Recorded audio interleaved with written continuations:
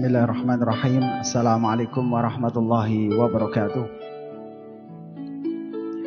Alhamdulillahilladzi hadana lihada wa ma kunna linahtadiya laula an hadanallah. Nashhadu an la ilaha illallah wahdahu la syarika lah wa nashhadu anna Muhammadan abduhu wa rasuluhu wa la nabiyya ba'dah. Allahumma salli ala habibina wa safiyyina Muhammadin wa ala alihi wa ashabihi ajma'in.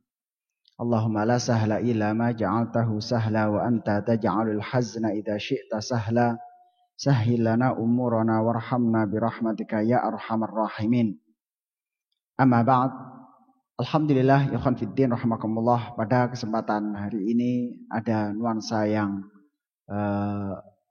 berbeda dari yang lain, di mana pada momen hari ini kita menyaksikan santri-santri adik-adik kita melakukan ujian 30 juz dan dimulai dari ba'da subuh. Sekarang tadi sudah dapat juz 7. Kalau kita mungkin baru dapat 7 lembar gitu ya. Masih bingung antara nun sama ba itu bagaimana. Dan insyaallah ini akan berlanjut nanti sampai maghrib, insyaallah khatam. Jadi membaca 30 juz satu orang dari ba'da subuh sampai maghrib. Dan insya Allah akan berjalan di beberapa tempat yang lain. Ini menjadi sampling seperti yang pernah kami jelaskan pada waktu-waktu yang lalu, bahwa otak manusia itu luar biasa. Kalau Quran sudah bisa dimasukkan, nanti bidang-bidang yang lain juga bisa dimasukkan. Rasulullah Shallallahu Alaihi Wasallam bersabda, Innallaha yarfa'u bihadal qaum aqwaman wa yad'u bihi akharin. Sesungguhnya Allah Subhanahu wa taala akan meninggikan atau mengangkat sebuah kaum dengan kitab Al-Qur'an dan menurunkan atau menghinakan kaum dengan Al-Qur'an. Hadis ini diriwayatkan oleh rawahu Muslim dan juga Ahmad dan juga Imam Ad-Darimi. Kemudian dalam riwayat yang lain Rasulullah SAW juga menyebutkan innallaha yarfa'u bihadzal Qur'an. Sesungguhnya Allah akan mengangkat sebuah kaum dengan Al-Qur'an. Redaksi yang pertama adalah bihadzal kitab, dengan kitab ini. Hadis riwayat Muslim wa Ahmad wa Ibnu Majah wa Darimi.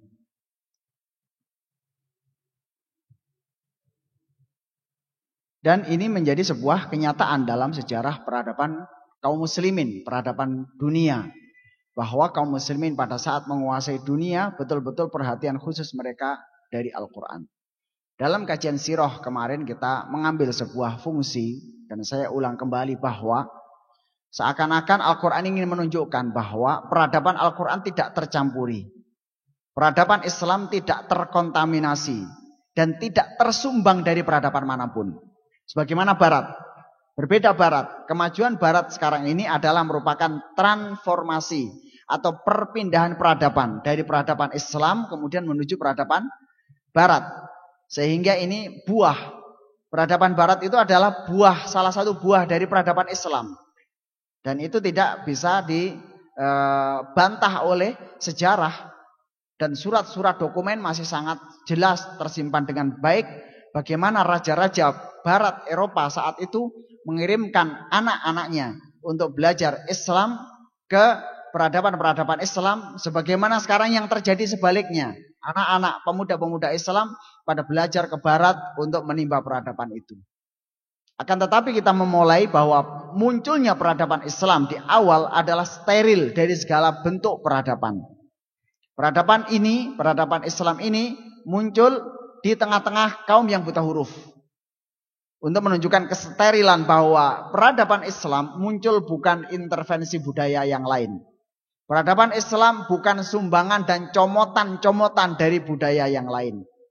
Tapi betul-betul orisinil Islam dan Al-Quran. Seakan-akan memberi sampling bahwa Anda belajar Quran saja dan bahasa Arab itu sudah lebih dari cukup, dan itu sudah luar biasa untuk memunculkan peradaban baru. Ini yang kemarin kita perhatikan dalam menganalisa segi geografis, kenapa peradaban Islam muncul di Jazirah Arab, di tempat orang yang buta huruf. Kenapa peradaban Islam Al-Quran tidak muncul di Romawi yang saat itu peradabannya sudah jadi, tinggal mengqurankan kemudian selesai. Atau kenapa Quran pada saat itu tidak dimunculkan di Persia, yang saat itu Persia juga sudah jaya, tinggal masuk kemudian rajanya menjadi nabi, selesai masalah. Tapi tidak. Al-Quran ini untuk menjadi pelajaran, menjadi sampling yang tersulit, sampling yang paling sulit, sehingga pada saat berada di tengah-tengah kaum buta huruf, kaum yang sulit disatukan, kaum yang tidak punya kerajaan, kaum yang sulit diatur sampai nggak ada kerajaan, maka nggak ada raja-raja Quraisy itu, karena angel diatur satu suku dengan yang lain. Tapi begitu ada Quran, muncullah di situ ad-daulah al-islamiyah, al-hadarah al-islamiyah, peradaban-peradaban kaum muslimin. Ikhwan fiddin rahimakumullah. Kemudian berjayalah kaum muslimin. Sampai kemudian pertama muncul dari peradaban yang sulit, kemudian menjadi hadarah atau peradaban yang tidak tercampuri dan unik, karena muncul betul-betul asli 100% Quran produk. Kemudian dari sisi ketahanan ternyata sampai 1000 tahun lebih Islam bisa bertahan. Dan betul-betul mulai hancur pada tahun peradaban Islam 1924 pada masa khilafah Turki Utsmani. Dan kita sekarang ini mengalami stagnasi kaum muslimin sebanyak belum sampai dari sekitar 100 tahun. Tapi kaum muslimin sudah pernah jaya lebih dari 1000 tahun.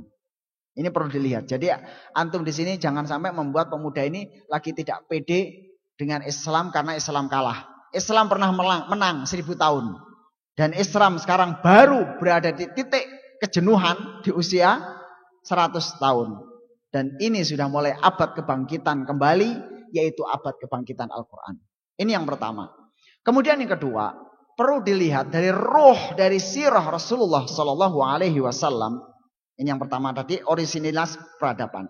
Kemudian yang kedua, yang harus menjadi perenungan kita bahwa ruh dari peradaban Islam adalah Al-Quran. Jadi bisa kita buat sebuah kesimpulan bahwa sirah Rasulullah Sallallahu Alaihi Wasallam itulah Al-Quran yang hidup. Sirah Rasulullah dan sahabat itulah Al-Quran yang berjalan. Kalau kita melihat peradaban, itulah Al-Quran yang menggerakkan umat. Kalau kita ingin terjemahan Al-Quran, itulah implementasi Al-Quran dalam sebuah tatanan masyarakat. Kalau kita melihat bagaimana Khalid ibnul Walid berperang 3.000 melawan 200.000, 30.000 melawan 200.000, menjadi sebuah kekuatan. Apa kuncinya? Itulah letak kekuatan Al-Quran mengkader seorang pasukan atau sebuah kaum 30.000 mampu menghadapi 200.000. Yang kemudian dari kaum muslimin syahid 3.000 orang. Dari kaum Romawi saat itu yang meninggal adalah 70.000 orang. 70.000 orang. Sisa 70.000 orang. Yang meninggal adalah 130.000. Sisa 70 yang meninggal. Ya. Inilah ikhwan fiddin rahimakumullah. Fa'ala kulli hal idzan kita berbicara tentang sirah, maka harus selalu kita buat setting bahwa itu adalah merupakan sebuah kaum, sebuah umat yang digerakkan oleh ruhul Quran, roh Al-Quranul Karim. Sebuah kaum yang masih bergerak dan bergeraknya itu luar biasa karena tinjauan dari Al-Quranul Karim. Maka kami kupas di sini sabda Rasulullah Sallallahu Alaihi Wasallam, Innallaha yarfa'u bihadzal qaum aqwaman wa yad'u bihi akharin. Enggak tahu nih tadi anak-anak lagi buka-buka kok data saya hilang pada siapa. Namanya anak kecil nih, harus laptopnya harus sendiri. Kadang udah disiapin tinggal ngeklik, tahu-tahu udah hilang. Cari belum ketemu. Ya. Itu ikhwan fiddin rahimakumullah. Kemudian kita lihat lagi. Kalau kita berbicara tentang peradaban Islam dan kejayaan Islam saat itu, Apa yang melatar belakangi mereka ternyata punya Al-Quran? Akan kita lihat gambaran di sini. Pemerintahan Islam.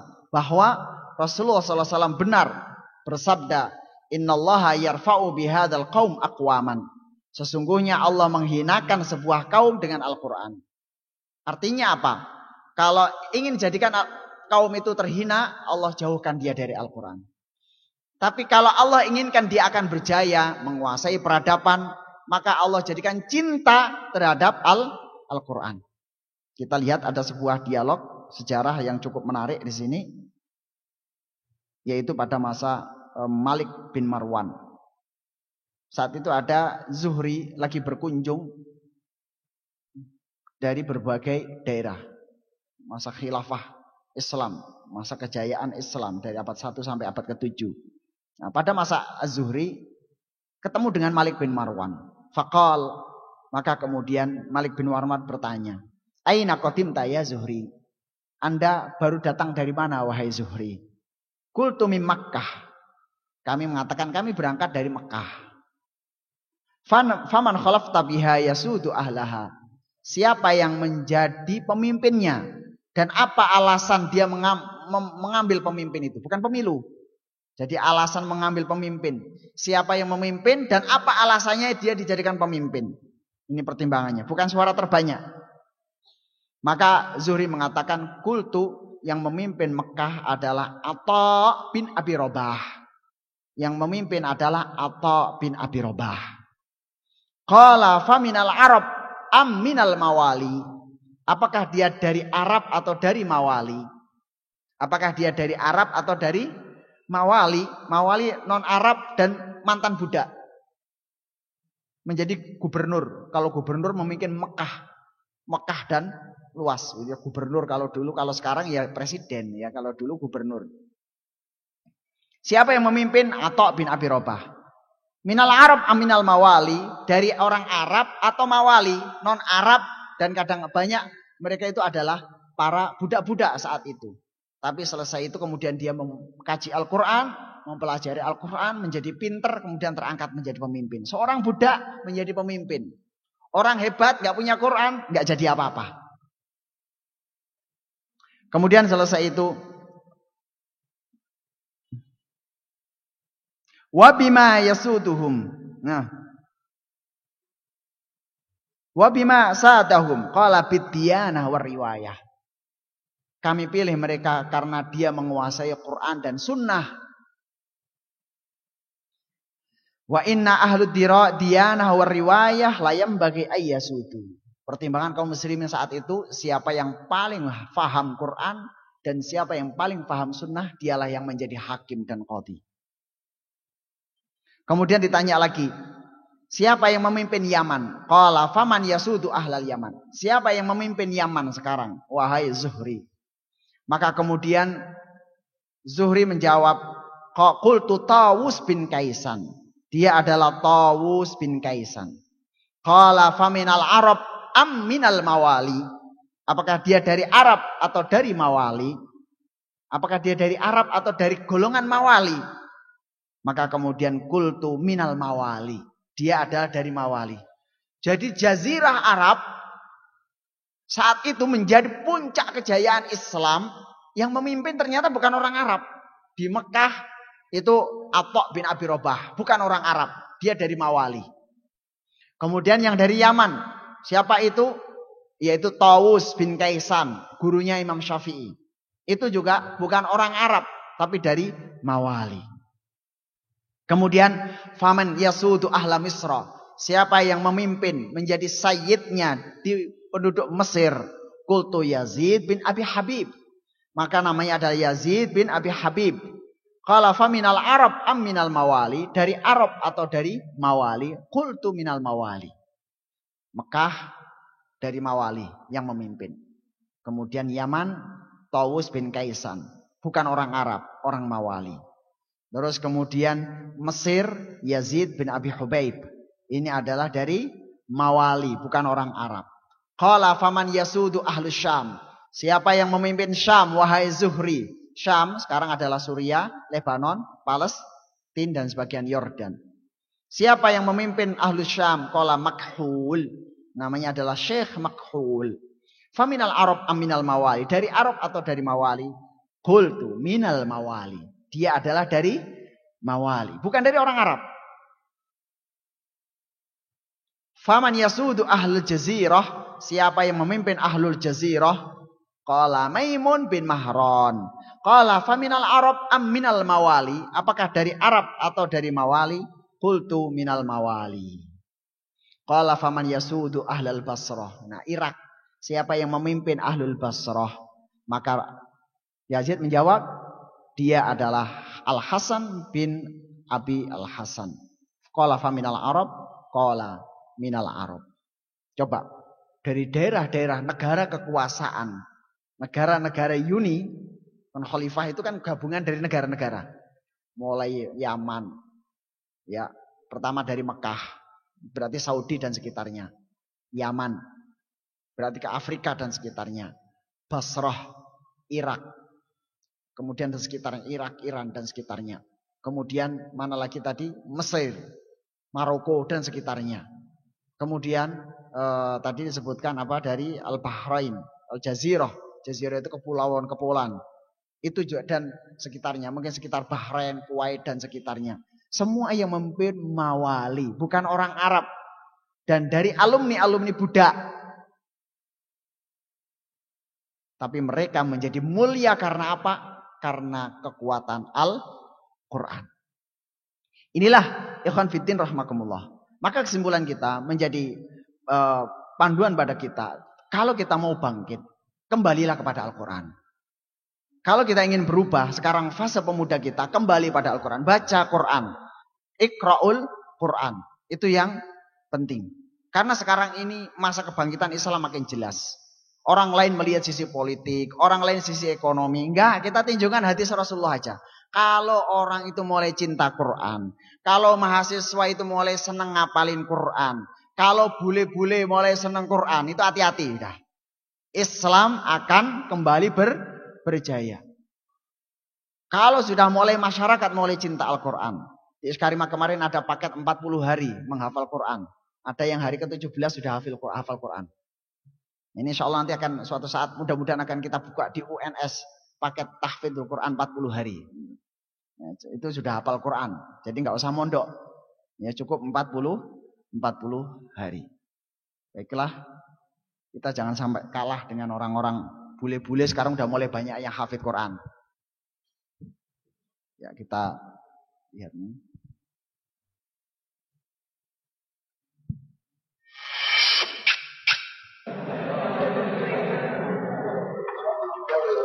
Allahu Akbar.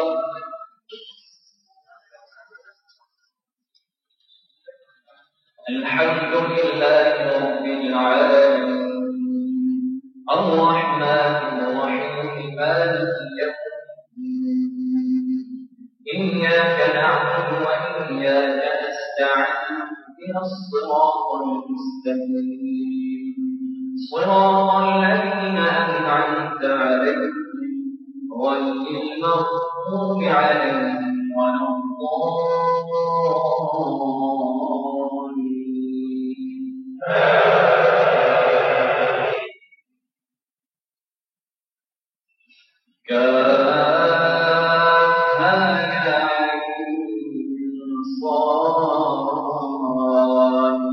ذكر رحمة ربك عبده زكريا إذ نادى ربه نداء خفيا قال رب إني وهن العظم مني واشتعل الرأس شيبا ولم أكن بدعائك رب شقيا وإني خفت الموالي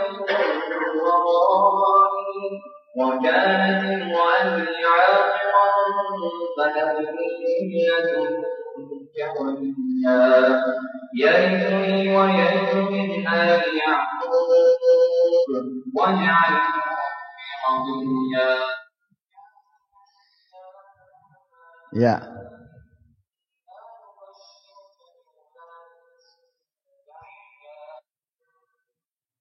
Tuh, ngajinya bagus mana? Ini bule-bule ngajinya udah kayak begitu. Ini Al-Ameriki yaqra'ul Quran, gitu ya. Sekarang banyak para hufaz-hufaz dari Amerika itu udah banyak yang menjadi penghafal Quran, menjadi imam-imam. Ini lagi baca surat Maryam sampai akhir. Jadi tarawih mereka itu satu juz. Kita kan milih yang kilat gitu ya. Milih yang gampang-gampang. Ya bisa jadi Indonesia ini ya nggak dapat apa-apa, nggak kebagian apa-apa. Ya, kemudian ada yang lain lagi. Nih.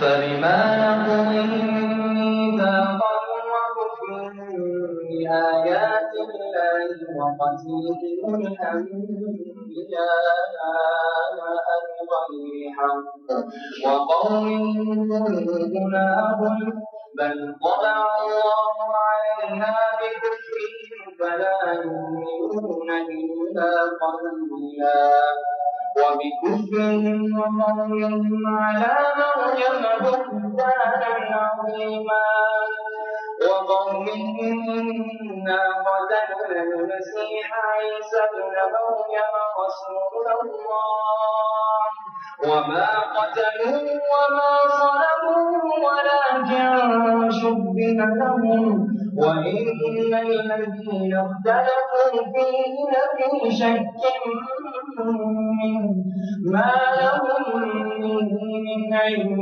إلا اتباع الظن وما قتلوه يقينا بل رفعه الله إليه وكان الله عزيزا حكيما. Masya Allah. Ayo, siapa ini? Kalah kita nanti. Ada lagi satu belum saya ambil. Ya. Belum keambil. Itu orang yang baru masuk Islam, tapi sudah bacaannya udah bagus.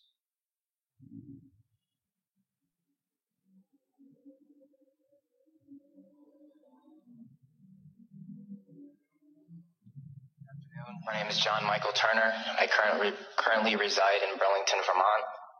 I served with Kilo Company, 3rd Battalion, 8th Marines as an automatic machine gunner. There's a term, once a Marine, always a Marine, but there's also the term, eat the apple, F the core. I don't work for you no more. That was John Michael Turner stripping his medals and ribbons from his chest and throwing them into the audience to the applause of attendees at Winter Soldier. Turner then went on to describe some of his time in Iraq. On April 18th, 2006, I had my first confirmed kill. This man was innocent. I don't know his name. I called him the Fat Man. He was walking back to his house, and I shot him in front of his friend and his father.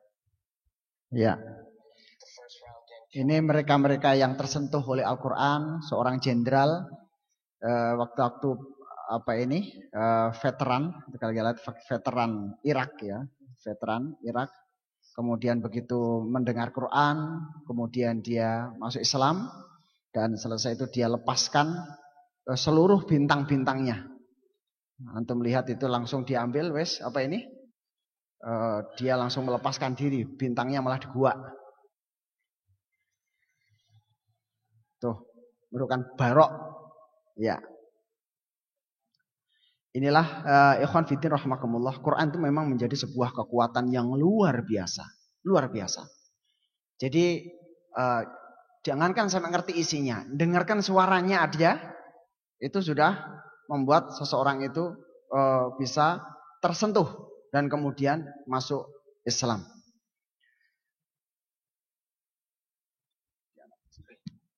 Assalamualaikum.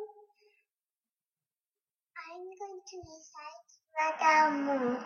Bismillahirrahmanirrahim.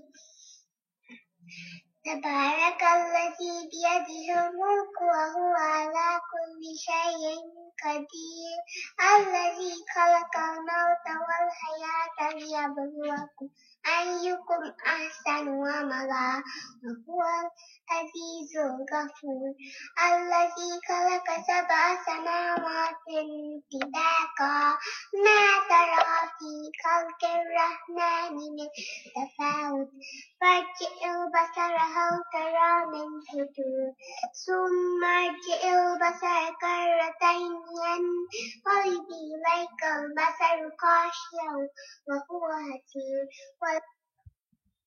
Dan masih banyak lagi video-video anak-anak kecil ini, anak dari Prancis, anak dari Amerika, anak dari Eropa, mereka itu sudah pada menghafal Al-Quran.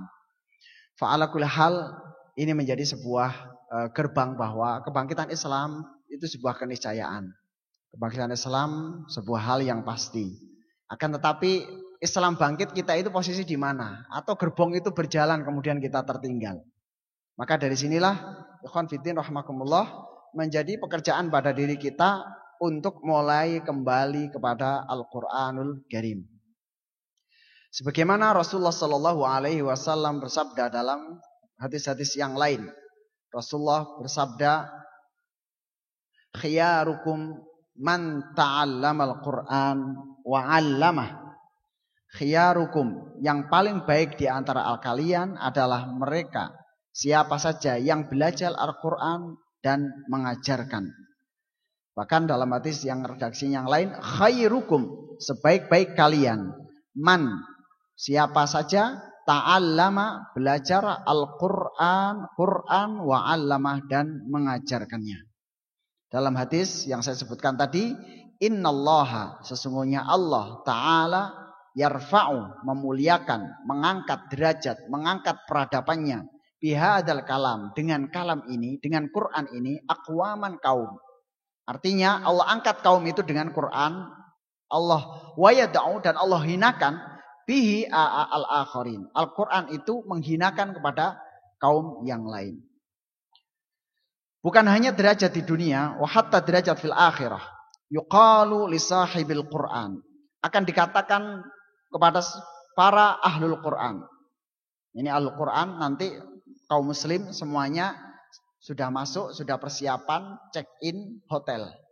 Check-in hotel di Jannah. Bukan sekedar hotel, tapi ini check-in surga. Maka apa yang dikatakan? Saat naik lift, ada lift, wallahu alam, fa'ala kulli hal irtafi, semakin naik. Akan dikatakan kepada seluruh ahlul Quran, seluruh kaum muslimin yang pernah baca Quran.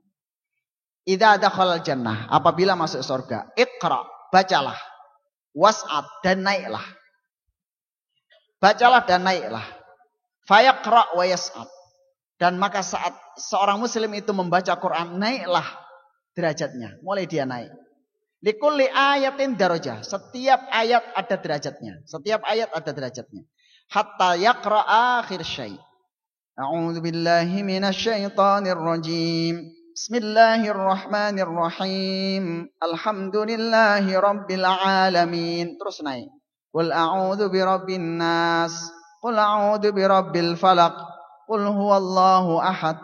Tabbat yada abi lahabi wa tabbat yada abi lahabi wa tabbat yada, bingung udah. Enggak sampai. Ya udah di situ. Tabbat yada abi lahabi wa tabbat yada abi lahabi wa tabbat yada abi lahabi wa tabb. Ma aghna anhu maluhu wa ma kasab. Bisanya kok sampai situ, ya udah situ surganya. Nyampe ina atau ina, disitulah derajatnya, derajat surga ina atau ina. Amma yatasaalun, lebih tinggi lagi. Suratul Baqarah lebih tinggi lagi. Saat naik surat Imran makin tinggi. Surat Al-Anfal, Masya Allah. Naik surat, mulai surat Zumar, Masya Allah. Begitu masuk ke surat-surat At-Tur sampai 30 juz, maka dia menempati surga yang tertinggi. Dalam riwayat lain setara dengan para nabi. Itulah ikhwan fiddin rahimakumullah. Kemudian hadis Rasulullah berikutnya, yuqalu li sahibil Quran, akan dikatakan kepada seluruh ahlul Quran, iqra, bacalah, warqa, dan naiklah, warattil, dan tartillah, kama kunta turattil fid dunya, sebagaimana engkau mentartil fid dunya, Turattil fi dari dunya fa inna manzilataka, sesungguhnya tempatmu inda akhir ayah kunta taqra'uha, di ayat terakhir yang engkau baca. Level surga kamu itu di ayat terakhir yang engkau baca. Wa qala Rasul sallallahu alaihi wasallam al-mahir bil Quran, orang yang pandai Al-Quran, yang mahir Al-Quran, hafal, memahami tafsirnya, ma'as safaratil kiramil bararah, bersama dengan utusan yang mulia. Utusan yang mulia ditafsirkan pertama dengan malaikat-malaikat, yang kedua dengan para rasul. Walladzi yaqra'uhul Qur'an, dan orang yang membaca Al-Qur'an wa yatata, terbata-bata, pleketak-pleketuk, nun ganti bak ganti nun, setengah halaman wis kemringet, satu halaman angop, dua halaman wis gak ada suaranya. Wa huwa alaihi syaqun, karena kecapean baca terbata-bata, lahu ajron, dia mendapatkan 2 pahala tiap huruf. Kemudian dijelaskan dalam hadis berikutnya bahwa 1 huruf itu dilipat gandakan menjadi 10 kali lipat. Man qara'a harfan min kitabillah, barang siapa yang membaca 1 huruf dari kitab Allah, maka baginya 1 kebaikan. Wal hasanah, dan 1 kebaikan bi asyri amsalihha, dilipat gandakan menjadi 10 kali lipat. La aqulu, kami tidak mengatakan alif lam mim harf. Saya tidak mengatakan alif lam mim itu 1 huruf, walakin alif 1 huruf, wal lam 1 huruf, wal mim harfun 1 huruf. Ini ikhwan fiddin rahimakumullah, bagaimana kita membahas tentang keutamaan Al-Qur'anul Karim dan menjadikan para sahabat-sahabat memahami dan berinteraksi dengan Al-Qur'anul Karim. Nah, sekarang kita akan lihat bagaimana para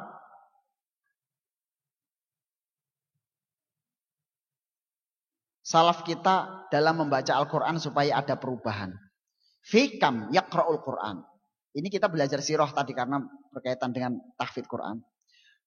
Porsinya bagaimana atau supaya Quran itu ngefek, itulah gampangannya gitu ya. Quran itu ngefek pada diri kita. Yang penting konsep aja. Supaya ngefek, yang pertama diriwayatkan dari Bukhari. Diriwayatkan dari Bukhari, Imam Bukhari. Pada saat itu ada dialog dari Mujahid an Abdullah bin Amr bin As. Dari Abdullah bin Amr bin As. Pada waktu itu. Maka panjang. Saat itu Rasulullah, sebelumnya ada redaksinya, saya percepat. Dzakara li Nabi sallallahu alaihi wasallam. Rasulullah sallallahu alaihi wasallam bertanya, "Kam tasum?"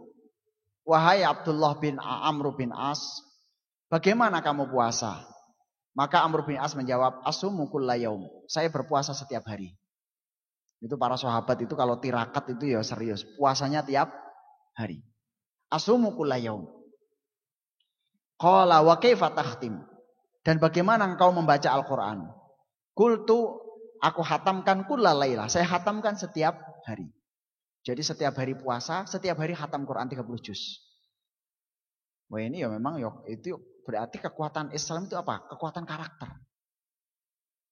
Lek siap ngatamkan Quran 30 juz dalam 1 malam itu kan duduk orang biasa. Tingkatan kungfu itu ya master tenan. Wes kendel itu loh.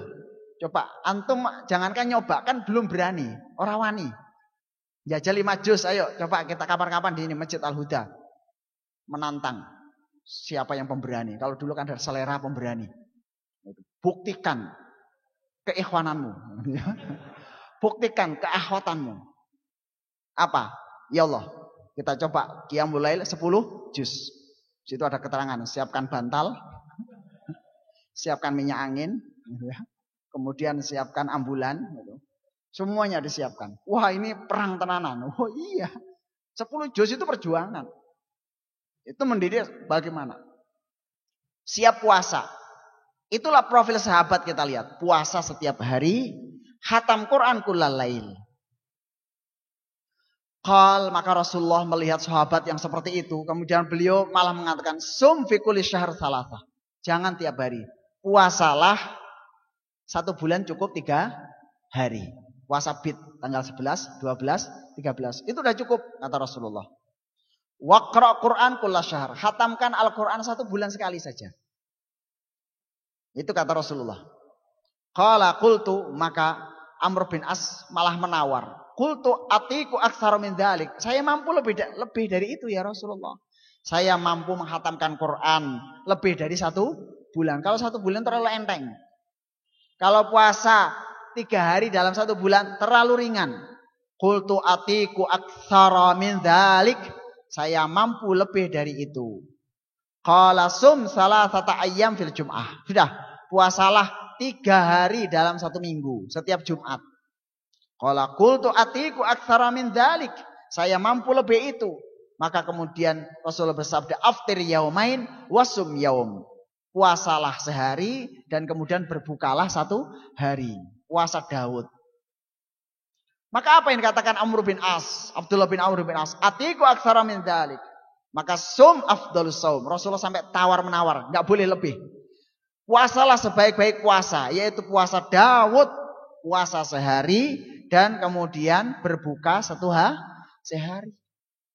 Waqra' fi kulli sab'i layal marrah. Sampai Rasulullah bilang, khatamkan Al-Qur'an seminggu sekali. Padahal mereka biasa menghatamkan seminggu setiap hari. Nah, inilah ikhwan fillah rahimakumullah.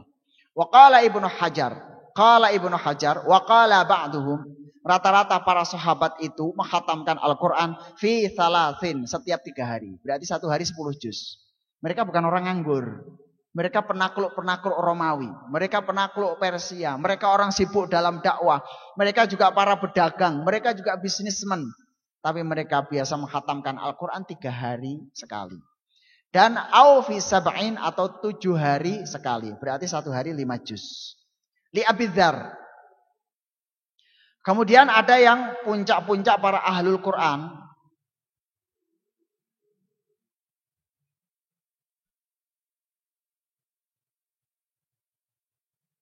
Sebagaimana Tamim Ad-Dari biasa menghatamkan Al-Quran 1 rakaat 30 juz. 1 rakaat 30 juz.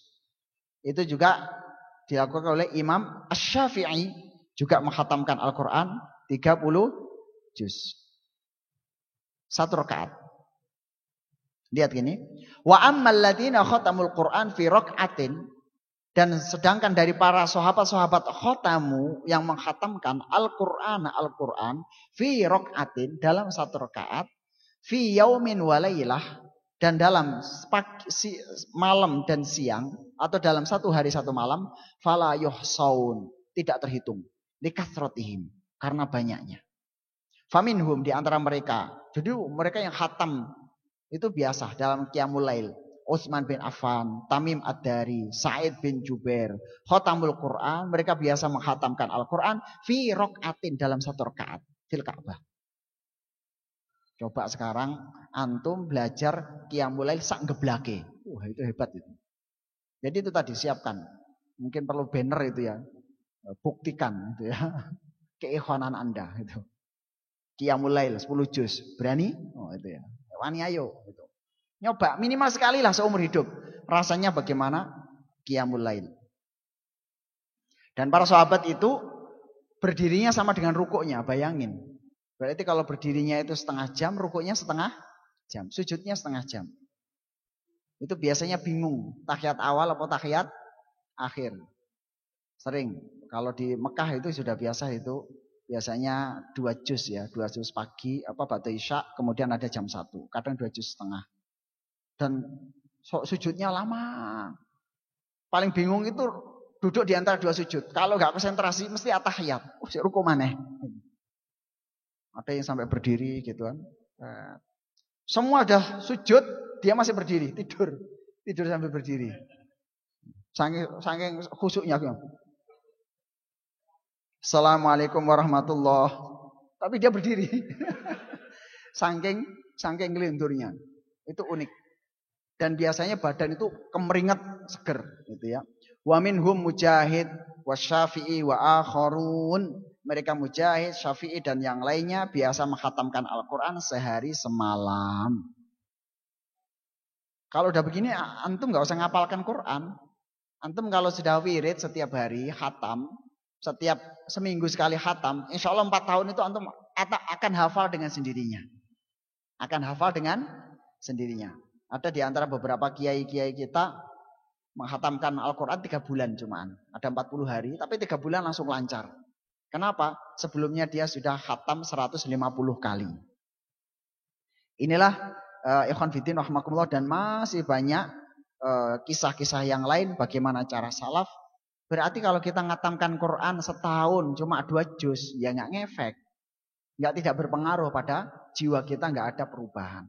Wa akhiran saya tutup bahwa kalau Al-Quran nanti betul-betul antum terapkan minimal sebulan sudah antum khatamkan, 1 hari 1 juz, itu ada perubahan besar pada diri antum. Bisa antum coba. Istiqomahlah selama 1 tahun. Akan mempunyai perubahan pada rezeki antum. Akan punya perubahan pada pola pikir antum. Akan punya perubahan dalam hal segala hal. Mulai dari akhlak antum. Akan punya perubahan dalam program ke depan antum. Jadi Quran itu unik sekali. Merubah karakter. Merubah karakter. Yang semula malas menjadi semangat. Yang semula kepalanya ini Windows XP 2 gitu ya. Rodok lelet, kasih data sedikit sudah hang gitu kan. Ini mulai kok naik kualitasnya XP 3, XP 4 gitu ya. Sampai di atasnya XP apa sekarang itu? Intel Insight atau apa itu namanya. Di atasnya lagi sampai mulai cepat belajar. Ini yang kita lihat dari adik-adik kita yang ngapalkan Quran 40 hari itu. Minggu pertama hasilnya biasa. Otaknya, kecerdasannya biasa. Seperti hafalan-hafalan sebelumnya. Minggu kedua, mulai hafalannya naik 2 kali lipat. Yang biasa sehari bisa menghatamkan, menyelesaikan hafal setengah halaman. Sekarang sudah mulai 1 halaman, bahkan 2 halaman. Minggu ketiga, mereka mulai ngamuk. Otaknya ini mulai bisa menghafal sampai 4 lembar, 5 lembar.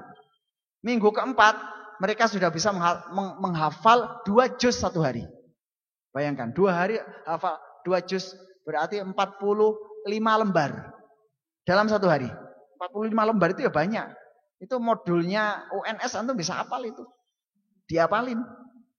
Luar biasa. Ilmu dulu itu dihafal. Ilmu dalam Islam seperti saya lihatkan kutab itu dihafal. Sekarang ilmu kita kan nggak ada yang dihafal. Katanya jangan menghafal, nanti kita tidak kreatif. Kita sekarang ya hafal ya enggak, kreatif juga enggak. Jadi orang untuk kabeh. Itulah sekarang slogan pendidikan yang kadang-kadang menipu. Nah kalau kita ini nggak kreatif tapi sudah hafal, muncul kreatif. Misalnya ilmu ekonomi antum hafal 1 kitab. Minimal jadi dosen itu kan nggak copy paste. Bismillahirrahmanirrahim. Konsep ekonomi. Yang pertama teori ekonomi dalamnya ini Adam Smith mengatakan. Kemudian konsep ekonomi dari pembagian ekonomi kapitalis. Mancal. Wah mahasiswanya wah hebat ini. Iya kan? Tapi kalau sudah dosennya cuma megang, terus kira-kira ngomong ngalur ngidul, nggak tersusun dengan baik. Kalau ulama-ulama kita dulu nerangkan, itu runtut. Tuh, 2, 3, 4. Ditulis dalam buku, persis jadi buku, nggak perlu redaksi. Kalau antum lihat Riyadhus Shalihin, Syarah Riyadhus Shalihin Syekh Utsaimin, itu kan 5 jilid. Ada yang sederhanakan 3 jilid. Itu beliau membuat syarah hadis, kemudian beliau nerangkan. Dan kemudian ditulis. Apa yang ada dalam ceramah beliau, dengan apa yang ditulis, persis. Yang gak ditulis cuma watu, toyib gitu, cuma sama watu. Yang lainnya Masya Allah. Tapi antum perhatikan di situ. Runtutan ilmiahnya itu luar biasa. Pembagiannya A, kemudian B, analisanya, perbedaannya apa. Itu betul-betul hafal di luar kepala. Menunjukkan al-hifdz wal faham. Nanti insya Allah dalam kesempatan sirah berikutnya akan kita lihat pentingnya kita menghafal dan meningkatkan cerdasan.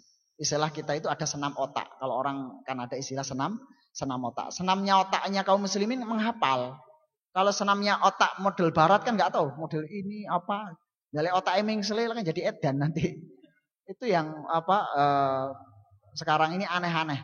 Senam otaknya kaum muslimin menghafal. Mahasiswa jangan dianggap kita sudah dewasa, kemudian hafalannya lemah. Itu karakter yang mati. Orang makin dewasa itu sebenarnya hafalannya makin banyak. Cuma mikirnya memang makin banyak dan tidak fokus. Nah, itulah, dan sengaja dibuyarkan supaya tidak fokus, sehingga pada waktu usia 30 juga belum fokus. Itu fokus nikah juga belum. Itu fokus sana, fokus ini dan lain sebagainya. Ya. Saya kira itu akhwan fiddin wa ikhwan fiddin rahimakumullah yang dapat Anda sampaikan, mudah-mudahan bermanfaat. Dan dari panitia mungkin sudah ada pengumuman, kajiannya sudah dimulai jam 7 sampai jam 8. Saya kira demikian. Assalamualaikum warahmatullahi wabarakatuh.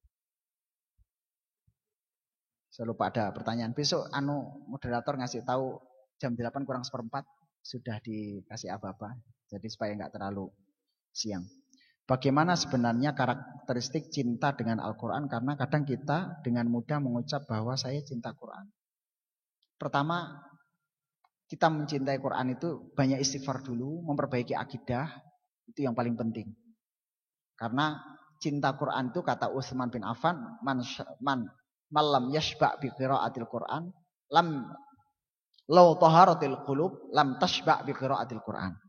Kalau hati itu bersih, maka tidak akan kenyang-kenyang membaca Al-Quran. Sederhananya, kalau hati antum ini mulai senang baca Quran, itu imannya lagi kondisi baik. Tapi belas gak baca Quran, itu sebenarnya imannya dalam keadaan wassalamualaikum. Sudah dalam keadaan yang sangat parah. Bahkan aktivis itu, aktivis aja kadang gak baca Quran. Ya gak ada iman. Kalamullah. Jadi berarti harus mencari istighfarnya, diperbanyak tilawahnya, kemudian mulai banyak muhasabahnya. Nanti kalau sudah mulai ikhlasnya, tauhidnya diperbaiki, nanti akan mulai cinta Al-Quran. Jadi bagaimana untuk mewujudkan cinta Al-Quran?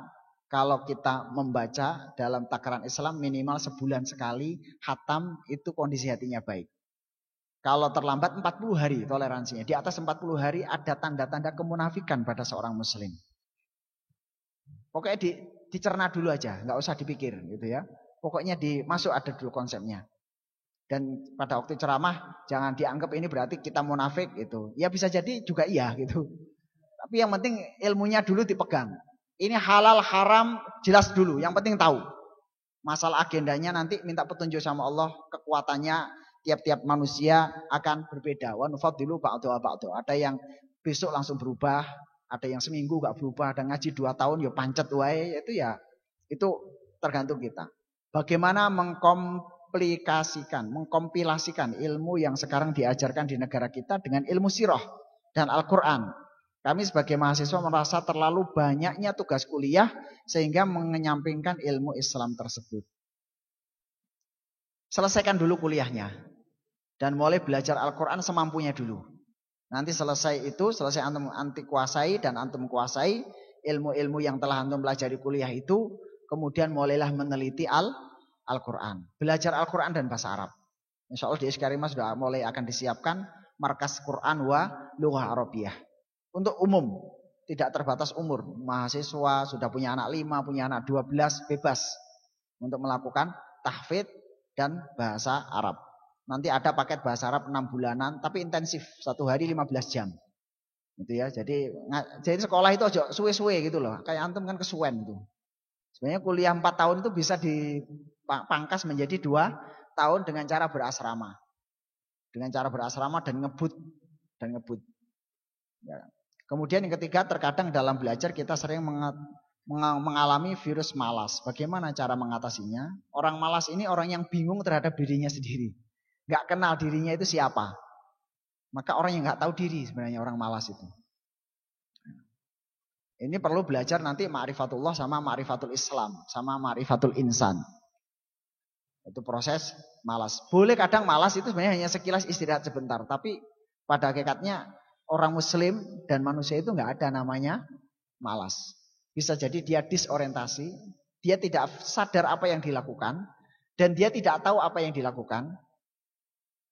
Dan dia tidak mengetahui apa yang dikerjakan itu punya keuntungan apa. Orang kan malas itu memang gak tahu tujuannya. Ayo mas, melaku rono. Malas. Mas, nyate, beli wedhus 5. Semangat gak? Berangkat. Ayo mas kuliah. Malas. Tapi kalau antum punya tujuan, kan udah jelas. Kita taklukkan Australia. Wah gitu ya. Bagaimana dari mulai fakultas ini disiapkan, ini tahapannya jelas. Maka orang malas itu pertama dia tidak punya orientasi dan dia tidak tahu apa dampak dari apa yang dikerjakan. Kemudian yang ketiga dia tidak mengetahui apa keuntungan yang dikerjakan. Jadi orang malas itu sebenarnya orang mati. Orang malas itu sebenarnya bahasanya orang mati. Mayat yang berjalan di atas kuburan. Itulah orang malas. Maka keselan itu termasuk minasyaiton. Termasuk dari syaitan. Ini akhifillah rahimakumullah. Nanti ada bab sendiri insyaallah dicatat nanti bab malas. Ini dalam materi tazkiyatun nufus. Sebaik-baik kamu yang membaca Al-Quran dan mengajarkannya, yang dimaksud mengajarkan apakah mengkaji atau mengajarkan membaca. Nanti marhalah dalam tilawatul Quran banyak. Pertama, membaca sesuai dengan tajwidnya. Kemudian yang kedua, mentadaburi. Ini yang banyak lupa. Bukan hafid Quran yang paling penting, mentadaburi. Belajar Al-Quran, belajar bahasa Arab. Maka belajar bahasa Arab jangan lihat konteks kita ini di pesantren, tidak. Antum semua nanti harus punya niat untuk belajar bahasa Arab. Itu udah harga mati. Caranya bagaimana? Sekarang kalau punya rezeki kumpul aja. Nggak sulit kok. Antum belajar ke Mesir sekarang lagi nggak kondusif ya. Antum belajar ke Mesir 6 bulan pulang udah bisa bahasa Arab. Atau antum belajar ke Yaman, biayanya ya lumayan lah, mungkin 15 juta, sangunya mungkin 20 juta. Kalau di sana sambil jualan pulsa ya bawa uang 15 juta sudah bisa lah. Kemudian ke sana jualan pulsa gitu. Nah, kayak mahasiswa kita kan sebagian begitu. Ya, jualan nasi kucing, belajar usaha sendiri juga ada. Kita alumni kita begitu. Belajar bahasa Arab, nggak usah lama-lama, 10 bulan. Mulai lancarkan. Saya dulu juga belajar bahasa Arab 10 bulan. 10 bulan belajar. Pulang belum lancar. Tapi terus baca kitab, terus lama-lama juga akan lancar. Jadi nggak usah lama-lama belajar itu, sesuai dengan tujuannya. Orang malas itu juga orang yang nggak punya tahapan tadi itu. Maka kita ini segera aja, latihan 3 bulan selesai, 4 bulan selesai istirahat, 5 bulan selesai istirahat. Kalau begini terus kuliah, terus ya memang malas. Coba kalau settingnya kuliah 1 tahun, kemudian selesai kemudian ilmunya dipraktekkan menghasilkan uang, misalnya kayak orang manusia fitrahnya menghasilkan uang, dapat uang 15 juta, semangat nggak? Kalau nambah kuliah 2 tahun berarti 30 juta. Kalau menambah kuliah 4 tahun berarti pendapatan Anda sampai 50 juta. Kira-kira semangat gak itu? Semangat. Tapi memang ilmu kita, ilmu peradaban sekarang ini tidak meningkatkan itu. Ilmu pengetahuan Islam itu setidaknya punya dampak. Pertama, makin tambah ilmunya, makin tambah takutnya kepada Allah. Itu ya, buah dari ilmu. Jadi tolak ukur orang itu berilmu apa enggak, makin takut sama Allah. Kemudian makin tambah ilmunya, makin tambah akhlaknya. Makin banyak akses manusianya.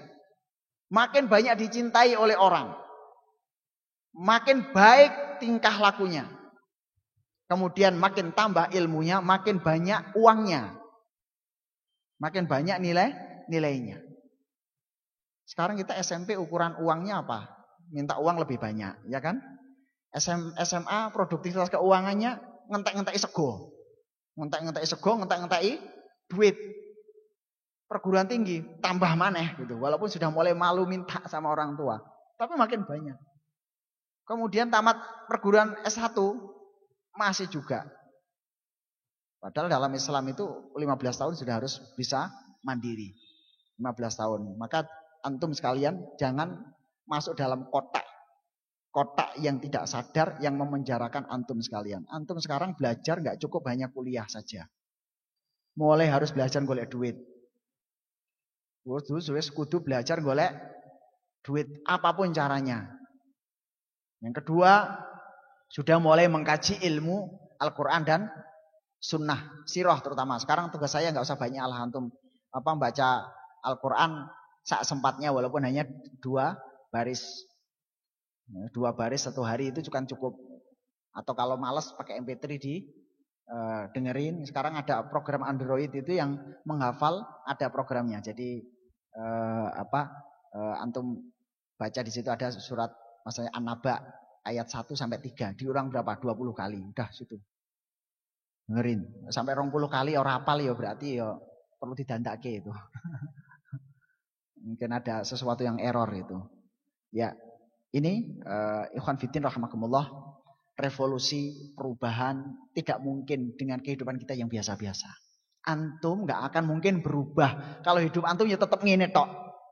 Jadi harus ada perubahan yang mendasar. Antum harus membuat azam. Bulan Ramadan ini apa yang harus kita antum rubah? Bulan Ramadan besok agenda apa yang antum rubah? Mulai cara berbicara dirubah, itu udah baik. Oh iya, saya hafalan saya mulai saya rubah. Saya mulai mencintai buku, itu perubahan. Tapi kalau menggelinding aja kayak begini, itu nggak akan ada sebuah perubahan yang signifikan. Mohon maaf, sudah lebih 10 menit. Saya akhiri dengan doa kafaratul majelis. Subhanakallah bihamdika asyhadu an la ilaha illa anta astaghfiruka wa atubu ilaik. Wassalamualaikum warahmatullahi wabarakatuh.